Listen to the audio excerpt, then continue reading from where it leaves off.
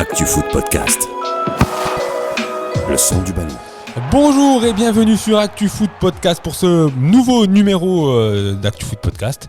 Mais cette fois-ci, on va faire un numéro un peu particulier parce que j'allais dire du débrief, mais on va pas vraiment débriefer de la saison. On va débriefer sur un club et sur un club qui a réalisé une saison exceptionnelle puisque c'est l'AS Cannes qui est montée en Ligue 3 cette saison. Enfin, l'AS Cannes retrouve le statut semi-professionnel et ce niveau qu'il attendait depuis des années. Et pour en discuter, déjà on va recevoir un supporter et pas n'importe lequel en la personne du grand, de l'unique Manu Lingouer.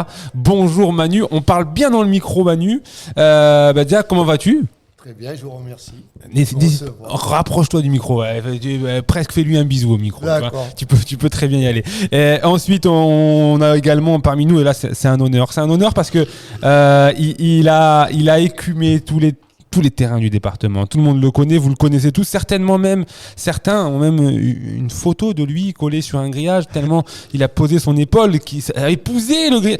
Oui, bien sûr, on parle bien de Sylvain Moustapik, le grand, le seul, l'unique journaliste Nice Matin. Bonjour Sylvain. Bonjour Ida, merci pour l'invitation et merci pour la présentation, ça fait plaisir. Écoute, ça me touche.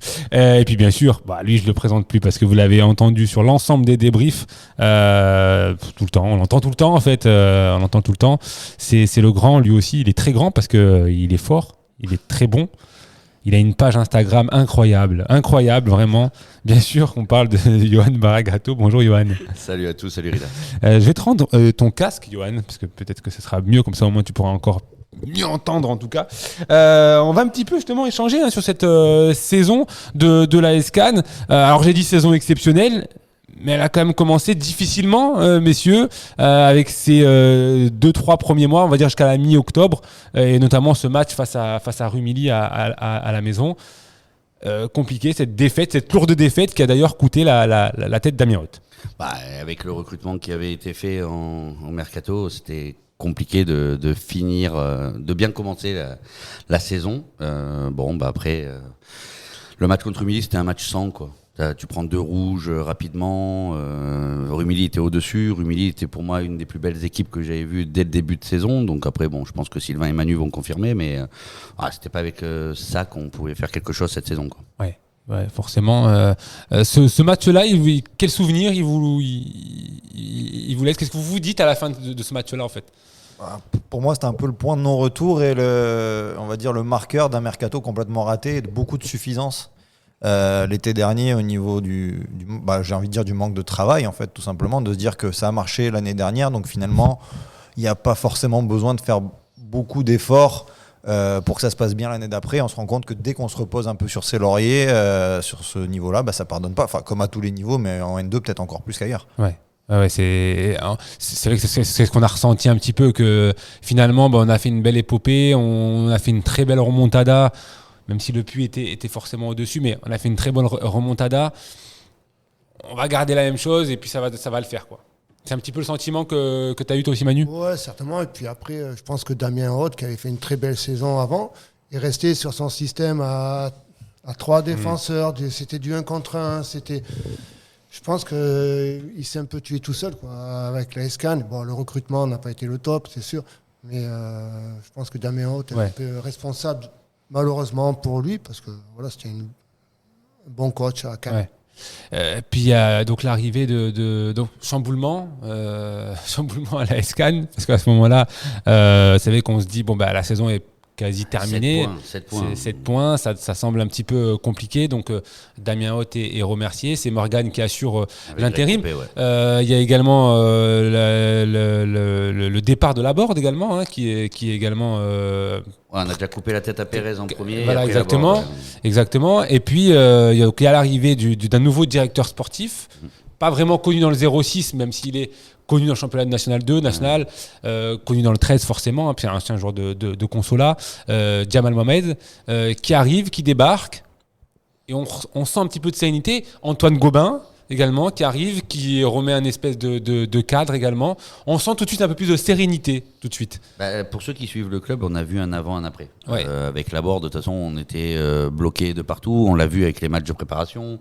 On joue dans un stade qui est fermé. On ne peut pas faire venir le public. On était vraiment exclus du club. Et Antoine est arrivé. Il a ouvert une fenêtre, il a ouvert une bâche. Et on a tous repris un petit peu le droit de chemin directement. Et après, quand tu fais venir Mathieu Chabert, tu sais que tu fais venir un homme quoi, qui connaît ce qu'il faut faire pour redonner la couleur au peuple canois. T'y crois, Sylvain, quand tu vois Djamel Mohamed arriver, aller chercher Mathieu Chabert qui a eu plusieurs montées. Alors Djamel Mohamed déjà avec Martigues avait déjà réussi à faire une très belle épopée. Mathieu Chabert également. Tu te dis, en fait, peut-être que pourquoi pas, ça peut le faire. Alors, de là à monter, peut-être pas, parce qu'on avait beaucoup de retard. Mais les noms, en tout cas, et les CV me rassuraient déjà. Ouais. Mathieu Chabert, c'est un coach que personnellement j'avais envie de voir venir avant que Fabien Pujol soit recruté. Moi, c'était le nom que j'aurais aimé voir, c'était Mathieu Chabert. Donc, quand il est arrivé, je me suis dit, on y est. Ouais. Donc, sur son cas à lui, je trouvais que c'était forcément un bon choix pour succéder à Damien Hoth. Après, pour ce qui est des deux autres têtes pensantes qui ont été coupées, on a vu, en fait, on est passé d'un opposé à un autre.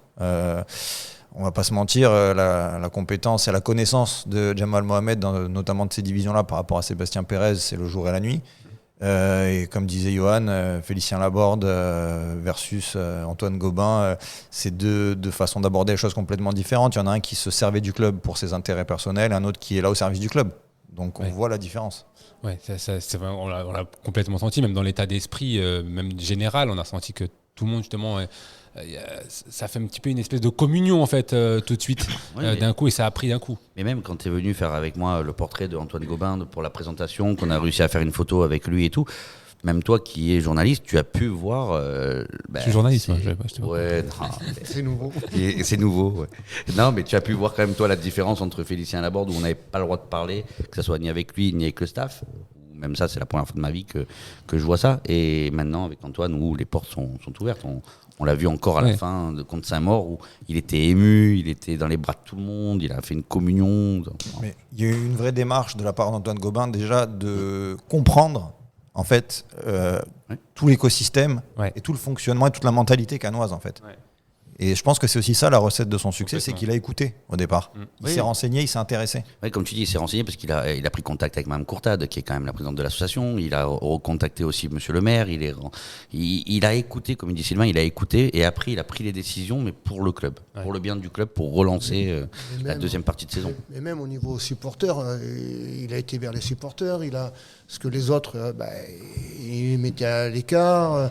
Donc c'est important, quoi. Il y a un noyau de supporters à Cannes depuis des années qui sont là, qui sont battus, ils ont galéré, ils ont fait des déplacements au fin fond de je sais pas où.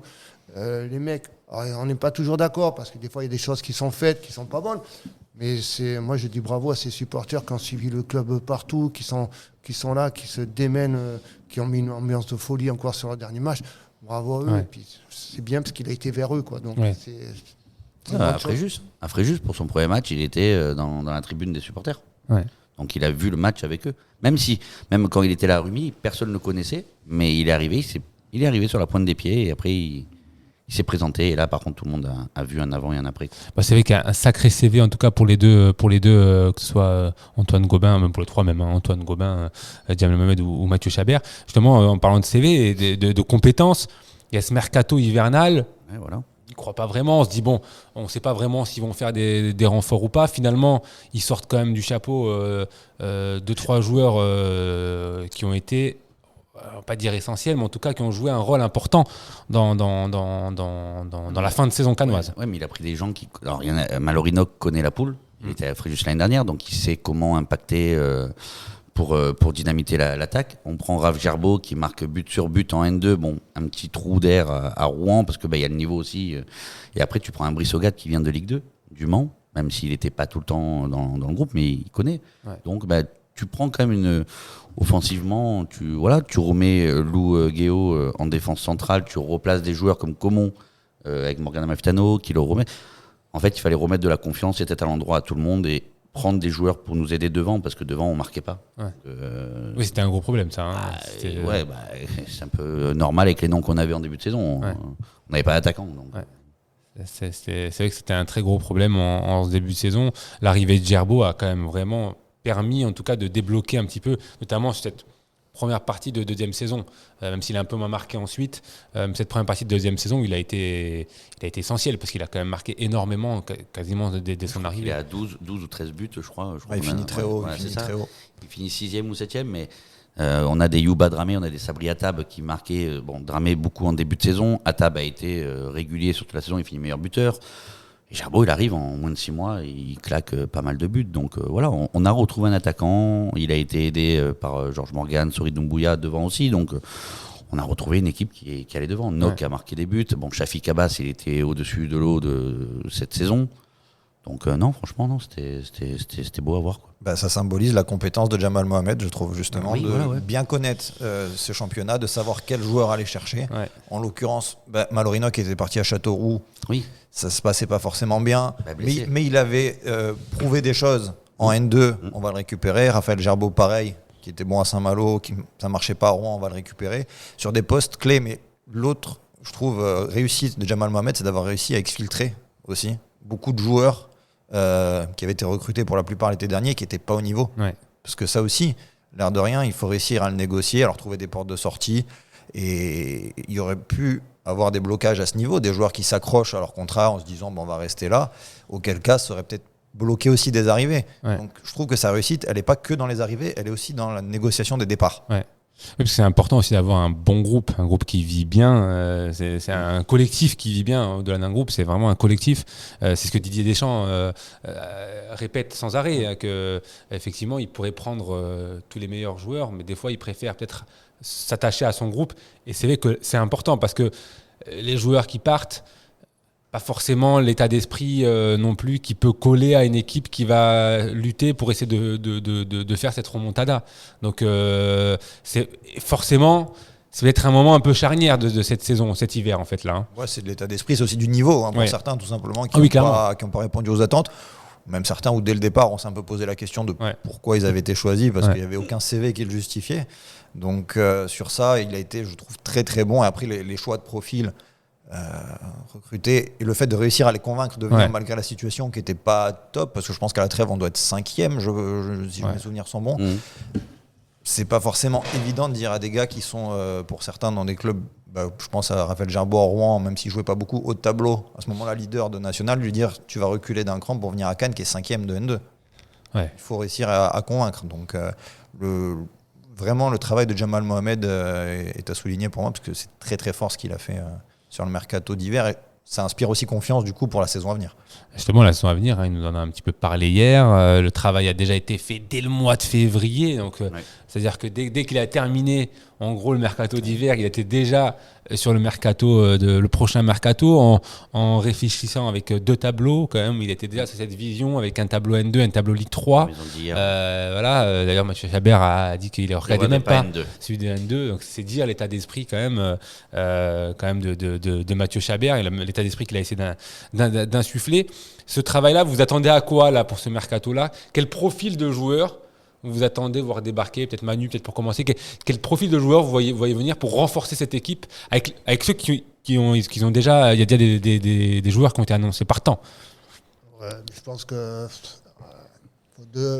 un joueur par ligne, il faudrait un gardien, parce que à l'instant on ne sait pas ce qu'il en est des gardiens qui sont là en place. Ils doivent être reçus, je pense. Mais après, il faut un joueur par ligne vraiment qui a un niveau Ligue 3. Oui, au moins. Ligue 2, voilà. Mais bon, il ne faut pas s'enflammer non plus. On sait que. On espère jouer le maintien. Alors, c'est sûr que nous, supporters, on aimerait voir Cannes plus haut. Mais il faut prendre les choses petit à petit, jouer le maintien la première année, puis après voir. Il ne faut pas commencer à s'enflammer. Si on n'a pas les résultats d'entrée, parce que on sait comment ça se passe. On n'a pas les résultats, ça va commencer à crier. À douter un petit peu, oui, bien sûr. Non, il faut laisser faire les choses. Et ça... Il y a quand même 3 montées. Enfin, 2 montées, un barrage. Et pourquoi pas ? On pourrait se mettre à rêver. Pourquoi pas ? Parce que Cannes aura quand même un des budgets on va pas dire le plus élevé, mais ils vont être dans le top 6, top 7 certainement de ce championnat. On peut espérer quelque chose. Oui, puis avec, est-ce qu'on n'aura pas des prix des clubs de la Roma ou... Des joueurs bien sûr, de la Roma ou Ils sont en train d'en parler, comme il a dit hier, ils sont en cours de parler là-dessus. Donc cette année, on avait fait Georges Morgan. Là, ils sont en train de voir aussi pour en faire un deuxième.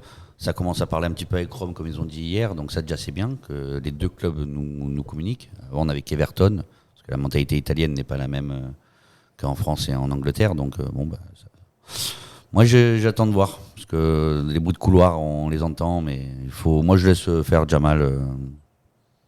Après, sur les profils, les parcours, je pense qu'on peut assez facilement imaginer que ça va être notamment des joueurs qui connaissent bien le national. C'est ce qu'il a demandé. Qui sont montés peut-être en Ligue 2, qui n'ont pas réussi à passer le step, un peu comme on a eu là avec des Malorinok ou des Raphaël Gerbeau. Je pense que ça risque d'être quelque chose d'assez similaire. Après, sur le nombre de recrues, en réalité, moi je m'attends à 6 ou 7 recrues quand même cet été. Quand on compte le nombre de départs et le besoin peut-être d'étoffer certains postes, moi je m'attends à bien 6 ou 7 arriver. Après, la seule surprise, entre guillemets, même si c'est pas une surprise, mais dans les départs qui ont été annoncés, pour moi c'était que Sori Doumbouya, même si on savait très bien qu'il allait partir parce qu'il n'a pas eu de temps de jeu.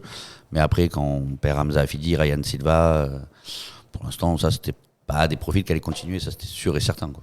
Non, mais il jouait déjà plus sur la deuxième partie de saison. Alors, certains, pas forcément pour des raisons sportives. Hamza Afidi était blessé pendant très longtemps. Donc, forcément, voilà, c'était prévisible. Mais ça reste des joueurs de moins dans la rotation. Donc, il va falloir, sur ces postes-là, combler. On a Guéo aussi qui, a priori, rentre à Bastia parce qu'il était que prêté. Donc, pareil, défenseur central titulaire, c'est un poste aussi important. Il va falloir trouver un remplaçant qui soit au niveau. Il y a pas mal de besoins. Est-ce que Greg Pinault va rester latéral gauche ? Est-ce qu'il va repasser dans l'axe ? Auquel cas, il faudrait un latéral gauche aussi. Si Georges Morgan rentre à Everton et que Sori Doumbouya donc lui quitte le club, il va falloir potentiellement 2 attaquants supplémentaires dans la rotation. Ça fait vite pas mal de monde. Ouais, ça fait, c'est vrai que ça peut faire pas mal de monde. Mathieu Chabert nous disait hier quand même aussi qu'il aimerait garder la majorité quand même de l'effectif pour avoir une continuité quand même. Forcément, c'est ce qu'on disait tout à l'heure, faut pas non plus tout changer, tout chambouler. Faut quand même avoir une espèce de continuité. Et Djamel Mohamed justement parlait de ces profils-là, et il y a un truc quand même qui était marquant, qu'il a dit clairement, qu'il ne veut pas de joueurs qui viennent ici en touristes. Voilà, ou de mercenaires entre guillemets, c'est un petit peu le message. Il n'a pas parlé de mercenaires, mais il a raison. C'est le message aussi qu'on comprend. C'est vrai que c'est la Côte d'Azur, le soleil. Au mois de mai, il y a le festival de Cannes. Voilà, c'est très sympa. On est déjà pratiquement en alerte canicule. Et c'est vrai que c'est un petit peu le risque de voir débarquer un peu des joueurs qui viennent un peu, un truc comme on dit, prendre son petit chèque, et puis pas forcément être au niveau. Et ça, il a dit qu'il était très vigilant là-dessus. Après, de toute façon, sur les réseaux, tu le vois, il y a déjà des gens qui disent qu'il y a des gens qui proposent leur service pour venir jouer à Cannes en Ligue 3. J'en suis sûr et certain qu'ils ne connaissaient même pas le club encore il y a 4 semaines de ça. Ouais. Pour ça, pour l'instant, c'est que des rumeurs, c'est que des on-dit. Donc, on attend les premières confirmations, même si on commence déjà à avoir des noms à mettre sur la table. Mais t'as des noms? Ouais. J'ai hâte de voir les prochaines. Donne des noms. Ah non. Je laisse le club travailler. Donne des noms, mais il est incroyable quand même. Il dit des choses qu'il va pas oublier. Voilà, c'est fou, hein. Il est fou, il est incroyable. Il est fou. Il a chaud en plus maintenant. Il a chaud parce que il pensait pas que j'allais le piquer sur ça. Il s'est dit non, il va me laisser tranquille quand même. Non. Mais non. Je ne parlerai pas là-dessus. C'est pour ça qu'il a mis la clim à fond. Exactement. J'ai des frissons. Mais vous êtes des fragiles. Non, mais par contre, pour revenir à cette histoire de joueurs qui viennent un peu en touriste, à l'époque du national, on en a eu beaucoup. On a eu des super joueurs aussi. Pour certains qui sont allés plus haut, qui ont même touché la Ligue 1 pour certains. Botéac, Fouad Kadir, on en a eu pas mal. Mais c'est vrai qu'on a eu aussi beaucoup de joueurs décevants qui arrivaient avec des CV et qui au final étaient là un petit peu en dilettante pour prendre un chèque sur la foi de leur CV. C'est le risque. Mais c'était le risque à l'époque parce qu'on n'y était peut-être pas aussi vigilant. Je pense que Jamal justement et Mathieu seront assez vigilants là-dessus. Ils connaissent en plus quand même très bien ces championnats et les joueurs qui évoluent, donc en termes de mentalité aussi, ils savent à qui ils ont affaire. Je pense qu'il y a moins matière peut-être à s'inquiéter que par le passé, en tout cas j'espère. Est-ce qu'à un moment donné dans la saison vous avez un petit peu douté? J'ai posé cette question hier aux deux protagonistes. Non de suite. Mais c'est vrai que ce match contre Nîmes, quand même, tu prends 4-0 là-bas. 3-0, pardon, là-bas. Tu prends 3-0 là-bas, il y a toute l'affaire avec les supporters qui est indigne de ce qui doit se passer. C'est surtout ça, en fait, qui a dans camouflé un, petit voilà, peu parce que c'est quand même indigne de ce qui doit se passer dans un championnat de football, quel qu'il soit. Enfin, que ce soit en Ligue 1, c'est toujours quelque chose un peu, moi, qui me dépasse. On est quand même un des rares pays qui interdit les déplacements des supporters, là où d'autres presque glorifient ça. Alors bon. C'est pas le débat du jour, mais justement, est-ce que ce match-là, à un moment donné, vous vous êtes dit, punaise, c'est fini en fait? Moi, il y a ce match-là, mais il y a ce match avant à Toulon qui est catastrophique. Que tu prends 2-0. En fait, je pense qu'ils ont 4-5 occasions Toulon. Enfin, un but hors jeu. Ouais, mais bon, ça va au fond. Ce match-là, je sais pas, tu le joues tu t'es mis au niveau d'un relégable. J'ai fait le voyage avec eux. J'ai dit putain, je suis noir, c'est pas possible. Non, mais c'est. Après, oui, bien sûr, Nîmes, voilà. Écoute, à la sortie, on finit devant eux, et puis c'est très bien, ça leur apprendra certaines choses à respecter les autres. Célébrer trop vite. Voilà, célébrer trop vite, puis à respecter les autres clubs, quoi. Oui, d'ailleurs, c'est ce qu'a dit aussi. Ils ont pas, ça leur a pas plu de voir les Nîmois après le match célébrer un petit peu, faire un tour d'honneur. C'est le genre de truc qui peut. Après, ils l'ont fait aussi contre Grasse quand j'y étais. Ils le font à chaque match à domicile. Mais là, tu sentais que c'était vraiment pour piquer Cannes. Ouais. Et après, il y a eu des tensions quand même dans les couloirs. Donc, tu sais qu'il y a eu un passage. Et moi, je resterai sur un truc que j'ai vu à la fin du match contre Saint-Maur, c'est que beaucoup de joueurs cannois avaient le paquet d'Haribo, les crocos. Donc, tu vois, ils célébraient comme ça avec. Voilà. Donc, c'est donnant. Tu piques, ben, tu récupères après. Donc, je parle beaucoup avec des supporters de Nîmes qui me disent bon, ben, vous méritez, mais on aurait aussi mérité. Bon, ben, Il n'y a qu'une montée. Il n'y a qu'une seule montée. Donc, tu vois, tout à l'heure, tu disais en Ligue 3, il y a 2 montées plus une page de barragiste. C'est beaucoup, entre guillemets, plus facile de se projeter vers ça que en N2, tu n'as qu'une montée. Mais justement, quel est votre objectif alors la saison prochaine? Parce que hier, il a un peu botté en touche. Top 5, il veut d'abord jouer le maintien, assurer le maintien. Il n'a pas dit jouer le maintien, il a dit d'abord assurer le maintien et puis ensuite. Bah forcément, il se donne le droit de pouvoir espérer, voir plus haut. Et vous, quel est votre est-ce que justement plus terre à terre, est-ce que moi, je me mouille top 5. Top 5. Moi top 5. Ça m'étonne pas toi.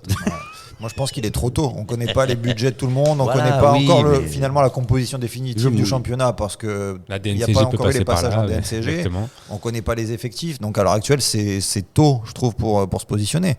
Mais quand on aura tous les éléments, on pourra mettre tout ça en perspective et se dire effectivement que peut-être Cannes doit jouer un top 5, un top 6. Et après, l'argent ne fait pas tout. On a vu avec Fleury cette année.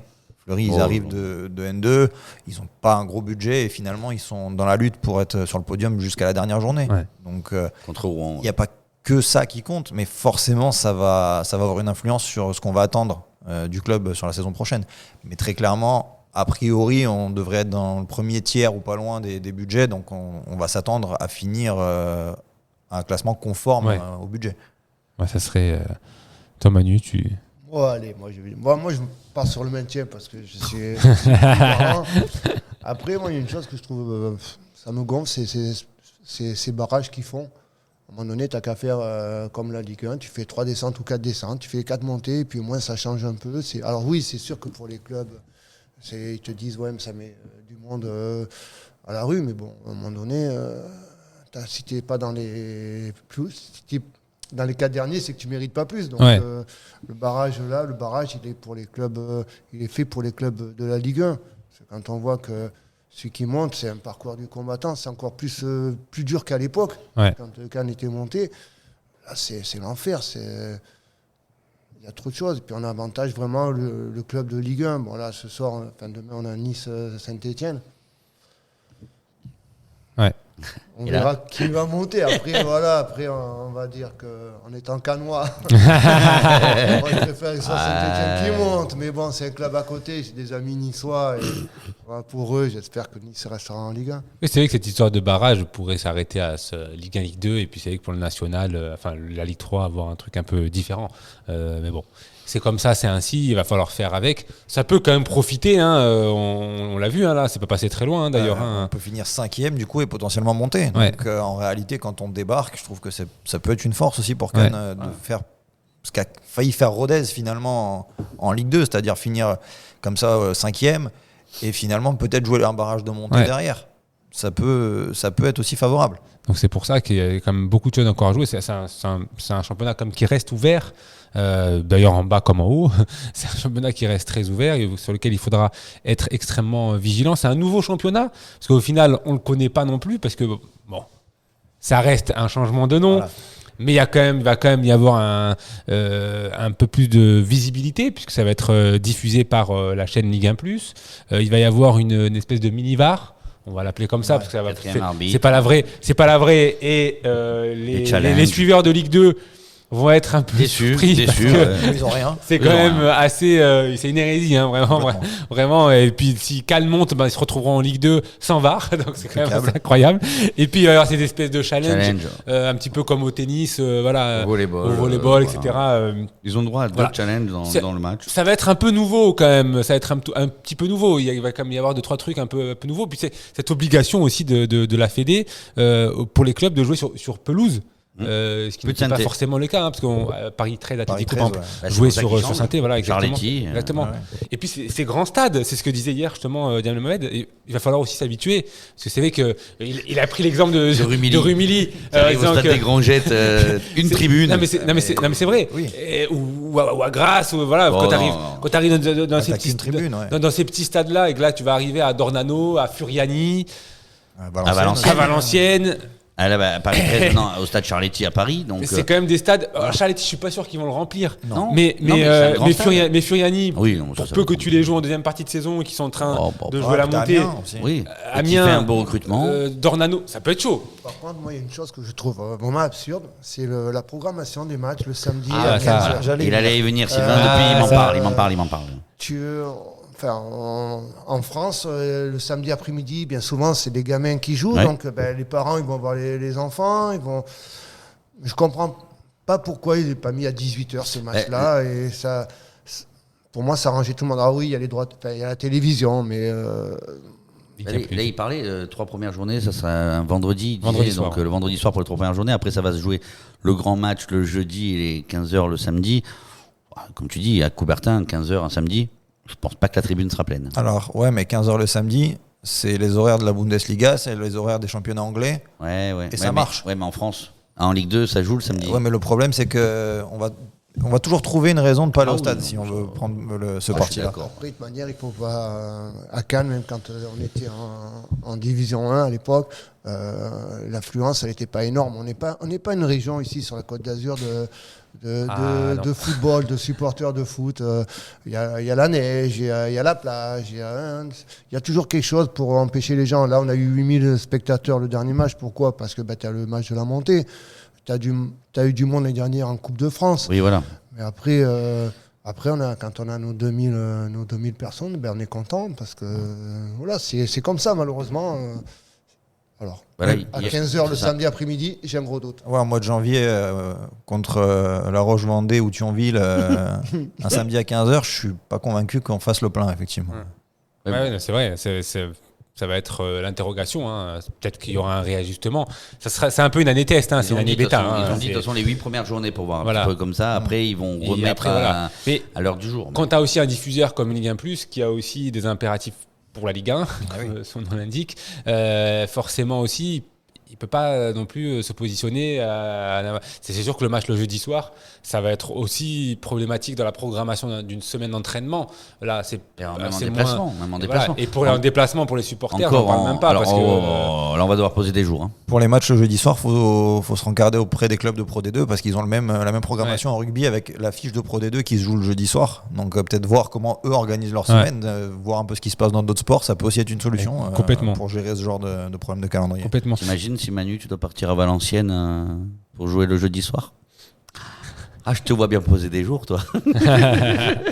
Mais justement, J'ai un travail tranquille, mais quand même, de là, si On je l'a- on pose l'a des pas dit, jours, nous, hein. c'est pour aller voir mes petits-enfants, quoi. Parce que- À Valenciennes. Justement, j'ai demandé, est-ce que à ton avis, ouvrir le stade toute l'année, sur tous les matchs, ça peut être une bonne idée ou pas, quand on voit la ferveur de ce dernier match, ou est-ce que il faudra quand même limiter, même si on l'ouvre l'autre tribune, il faudra quand même limiter peut-être au bas. Ouais, je pense qu'en ouvrant le bas, déjà, c'est bien si tu arrives à remplir Ouais. le bas. Enfin, comme je le disais tout à l'heure, je pense pas que le stade sera plein.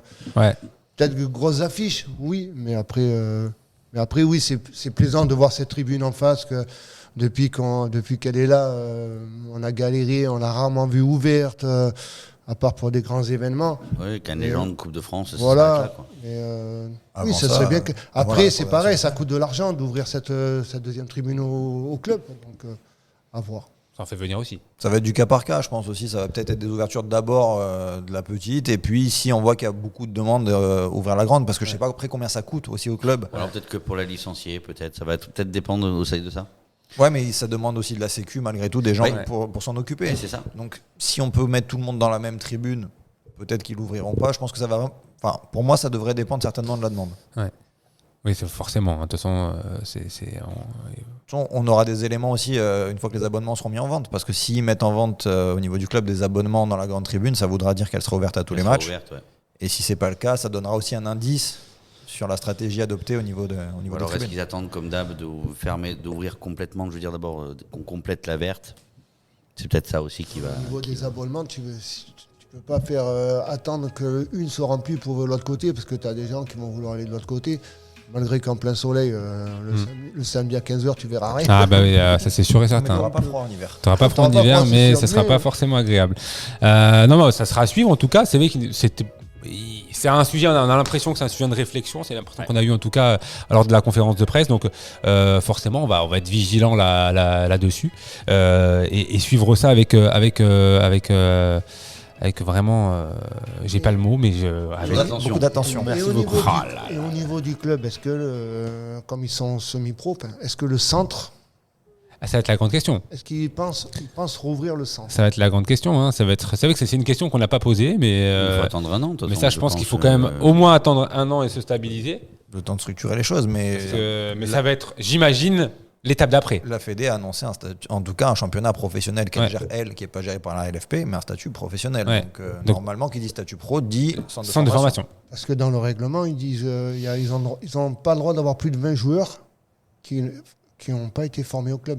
Ouais, mais avec les Donc, contrats fédéraux, contrats pro, est-ce que ça va être des contrats pro? Voilà, Je sais pas. donc parce que C'est vrai que ça va être vraiment une année bêta. Hein. Ça va être vraiment une année bêta sur laquelle, justement, tous ces points-là vont être un peu abordés. Puisqu'on parle de Cannes, qui a peut-être une structure qui permet aujourd'hui de pouvoir effectivement se professionnaliser comme un club de Ligue 1, Ligue 2.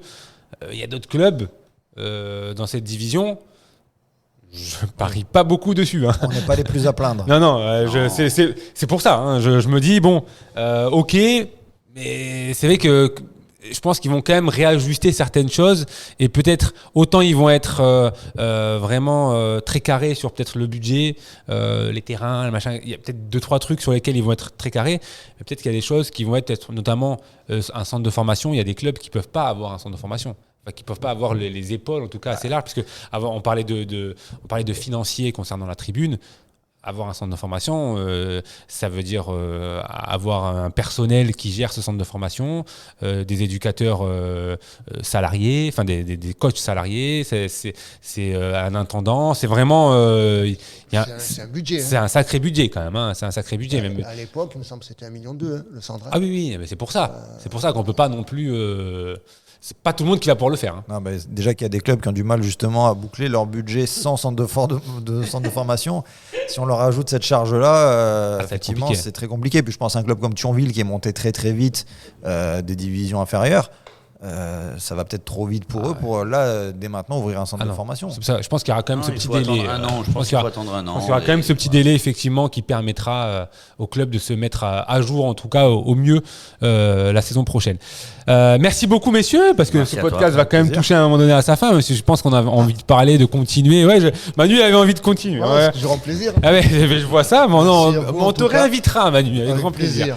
Merci messieurs en tout cas de nous avoir accompagnés sur ce podcast, un petit peu de débrief sur la saison de la SCAN quand même, qui est quand même exceptionnelle. On revoit la SCAN au championnat national, on espère encore les voir plus haut, 1 an, 2 ans, 3 ans peut-être, mais en tout cas ça prendra le temps qu'il faudra avec l'équipe en place, on n'en doute pas qu'ils y arriveront. On espère en tout cas les revoir en Ligue 2, peut-être déjà dans un premier temps, et ça sera top. Eh ben, merci à vous en avoir tout cas. des joueurs du bassin canois. Ça Ça serait serait bien aussi. encore mieux. Ah Merci. oui. C'est un excellent mot de la fin. Bravo. Bravo.